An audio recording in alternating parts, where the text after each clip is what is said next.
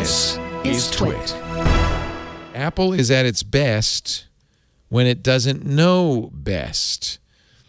And you're using the Mac Studio and Studio Display as an example of what you mean. Yeah. I mean, I think, and I sort of jokingly, my lead on this one was like the inside of Apple are two wolves, right? And there is this tension there that Apple has always had, which is to say, like, their sort of company line is the whole, we like to surprise and delight our users. And that is when they do such good work, is when they come up with answers to problems you didn't even know you had. And you're like, oh, well, that's great. That makes my life so much easier. But the sort of flip side of that, the other element that they deal with is this whole, like, we have one way. It's our way of the highway, right? Like, we know how we're going to do this. You're going to do it this way, or you're not going to do it at all. And I think those are kind of two sides of the same coin. Do you think with Johnny Ive's departure and Steve Jobs dying 10 years ago, that's changed a little bit, that they're a little more... Johnny Ive felt like he was the dogmatic keeper of the flame.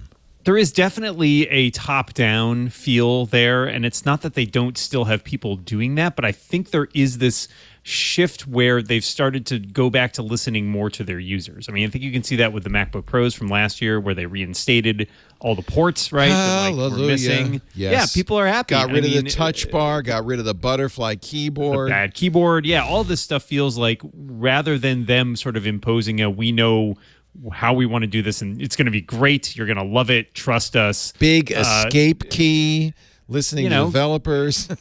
I mean, but like the Studio is a great example of like putting ports on the front, right? Yeah. An Apple machine that it's not, let's be honest, it's not the best looking Mac that's ever been made, right? It's not that it's totally unattractive, but it's functional, right? At it's first, functional. It's I not thought form over function. It looked really tubby.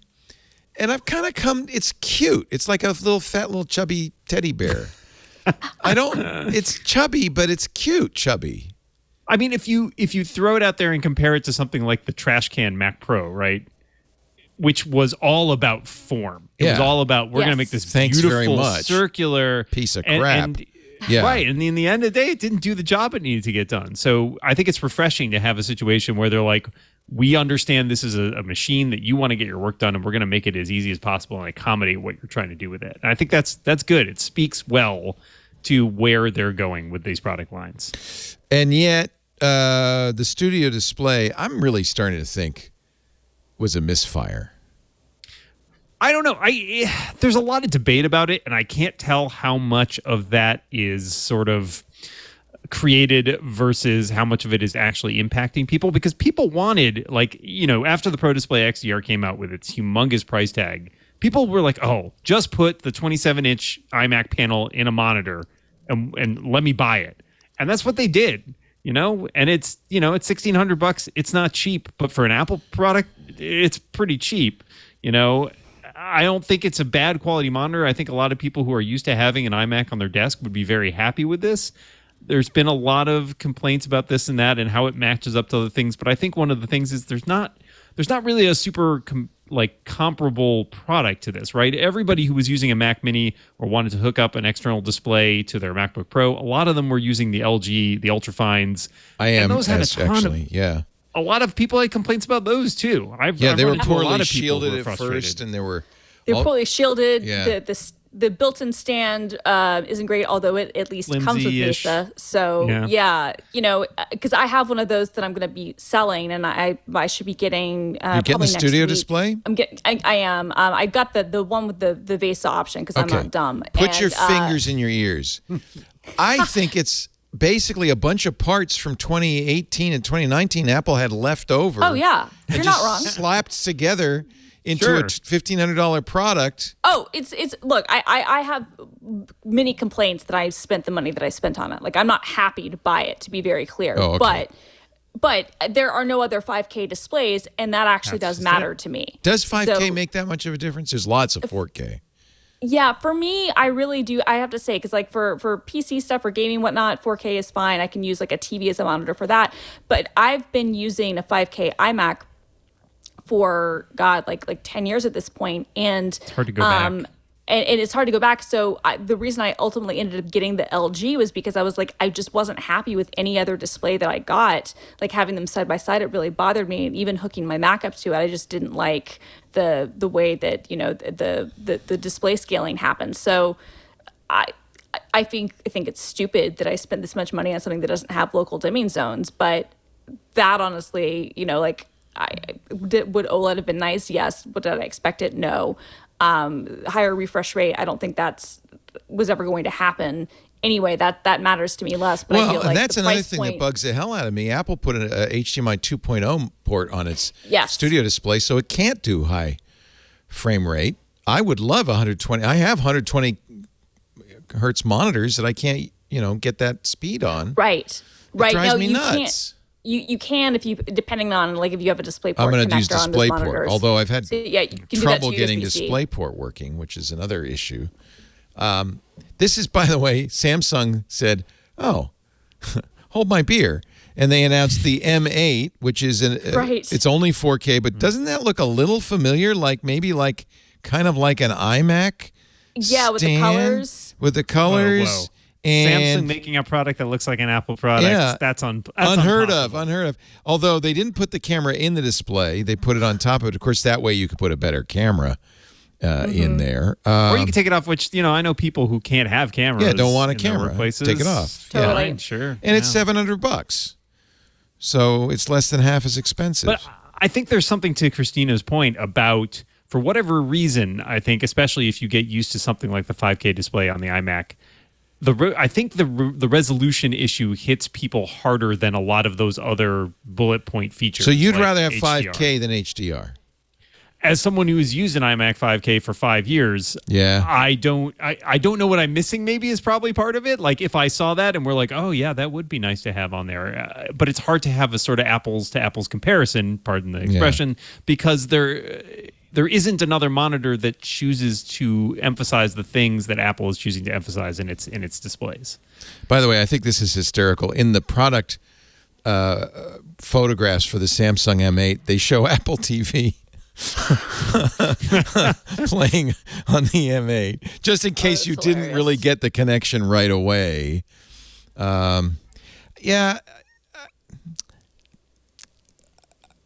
I'm an Apple fanboy, and look, I bought 4 studios for various people. I did have a studio display on order, which I canceled, but I'm starting to feel like Apple's really just selling us an iPhone with a big fan.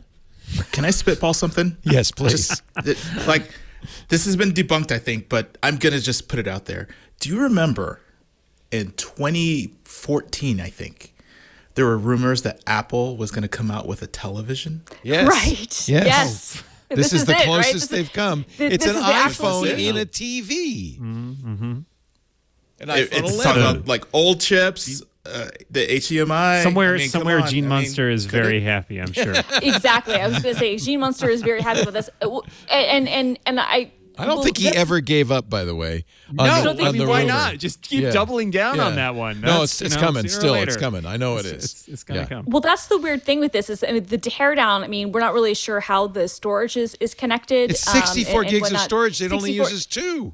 Exactly. Yeah. And so it's like, okay, you could, and I'm not sure like what they would need to have some sort of UI on it because of course there's no input selection, but it's like, wouldn't it be great if they just made this? Either. Well, there's not, but you could use network could run from, it through, you would have to run it through Thunderbolt. Thunderbolt's a network. Yeah, there's exactly. no.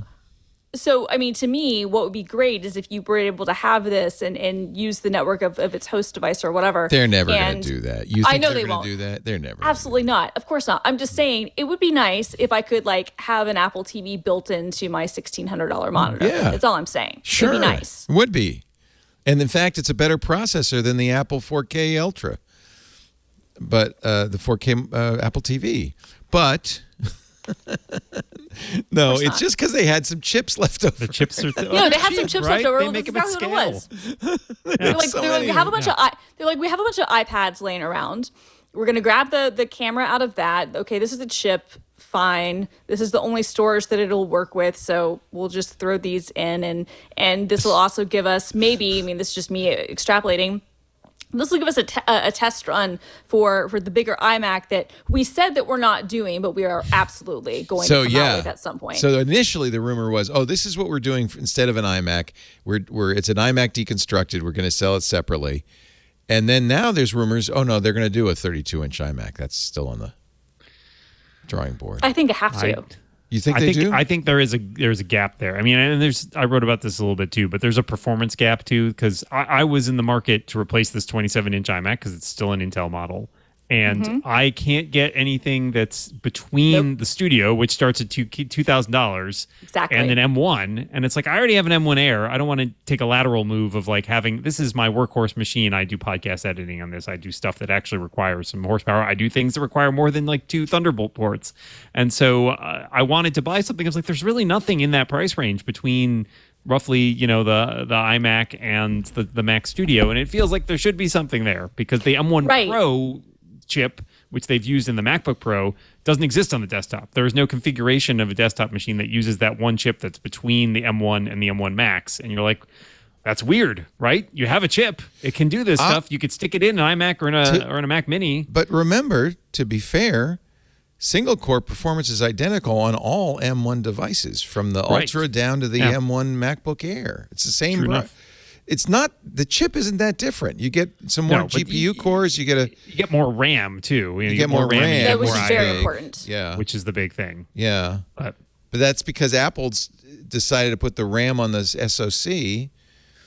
I think Apple made some mistakes, honestly. And I've been a big proponent of the M1, and now people are going, "See, I told you, Leo." But I honestly feel like they really bought into this whole, like you look at the Studio motherboard, eventually it's going to be just a chip, right? Mm-hmm. The fact that they had to have any legacy nodes on there at all probably bothers the hell out of them. Johnny Cerrugi used to say, one chip, it should be one chip. And they're just going to eventually just make one giant chip. The whole thing will be a chip. Yeah. Talk about no upgradability. You'll have zero. It is what it is. It's their dream. Yeah. It's Apple's dream, honestly, right? I mean, which is, I have to say, that becomes what'll be interesting about the Mac Pro, update is okay. Yeah. If they went all in on the redesign that they started, 5 years after the failure of the trash can, and then finally in 2017 they finally were like, okay, well now we'll do a listening tour. And we'll start on this earnestly in 2018, and then they come out with it, a year and a half later. They finally were like, look, we brought back upgradability, and you can add stuff and make changes and touch your own RAM. Oh my God, for them, if they can't get rid of that, is how it feels. But I don't know how they're going to handle that, given the design clearly of all of this being, connected. Their GPUs are turning out to be woefully inadequate compared to NVIDIA and Radeon. Let's not forget that they call it M1, but it's an A14. It's the same chip as in your iPhone 12. It is an A14 with a bunch of different extra little side things. I'm not convinced.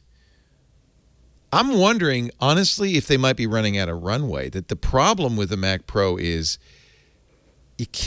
we're having trouble getting it be a lot faster. And all of the speed comparisons, they compare power to power, which is important on a laptop and a phone, much less important on a desktop. And if you want real power, you're going to turn your NVIDIA 3090 Ti up to 400 watts. You're going to have an airplane taken off on your desk, but you're going to get the job done twice as fast. And I think on a desktop, power is not as much of a consideration. And Apple's big selling point is kind of built in because they're basically using an iPhone. Or is the iPhone basically using a desktop chip? I mean, it depends how you look at it, doesn't it? No, because the iPhone came first. It's an A14. It's not even as fast as the iPhone 13 chip. The M2 is the A15. Anyway, I know I'm swimming upstream on this. In fact, Neil Seibart had a big article yesterday in Above Avalon, or a couple of days ago. Apple is in a league of its own. And it is true. If you look at numbers, wow. New iPhone users, 60 million a year. Apple Watch new users, 30 million a year. iPad new users, 30 million a year. Mac users, new users, 15 million. a year, and he says it's all because they changed their strategy, where it used to be that what he called a pull strategy, where Apple would take a product and be aggressive with that product, the products that were going to sell the best, or he says capable of making technology more relevant and personal, and then have that pull all the other product lines along. So here your AirPods, watch, phones, then iPads, then laptops and desktops, pulling them through, which meant that the stuff on the right-hand side, the iMac, the laptops, and even the iPads are kind of lagging. He says now they have a new strategy, the push strategy, in which every major product category is told, go for it. Just go for it. I'm not sure I agree with Neil, because I have to point out they're all using the same chips, which really has a lot to do with the overall speed capable. You follow him, Dan. You follow him closely. What do you think of Neil? I think Neil's analysis is always very good. What do you think of this? No. I think it makes a certain degree of sense in terms of, despite the fact that the hardware and the chips are consistent across the line, I think Apple's often tried to differentiate it by use cases, right? I mean, the devices they're pushing are not like, hey, let's try to like sell somebody this product when they could be using any other product, right? Like, try to get everybody into an iPad, right? Instead of an iPhone or a Mac or something like that. And rather having an opportunity not only to be able to say, let's pitch the device that works best for whatever you're trying to do, but also, to be fair, try to sell you on multiple devices, right? If they can sell you an iPhone and a Mac and an iPad, then that's great business for them. That helps them jump up all those users, and it helps them broaden their user base and, deepen their product lines as well. So, I think he's not wrong that it's having all of those product lines sort of push individually, as opposed to sort of prioritizing the ones that are the hot sellers. I think it probably helps them just end up with a deeper bench. Well, and it is true, and Mark Gurman predicted this, that they announced this year they're going to announce a ton of new products, and they're going to announce everything all at once, and it is going to be kind of an overwhelming avalanche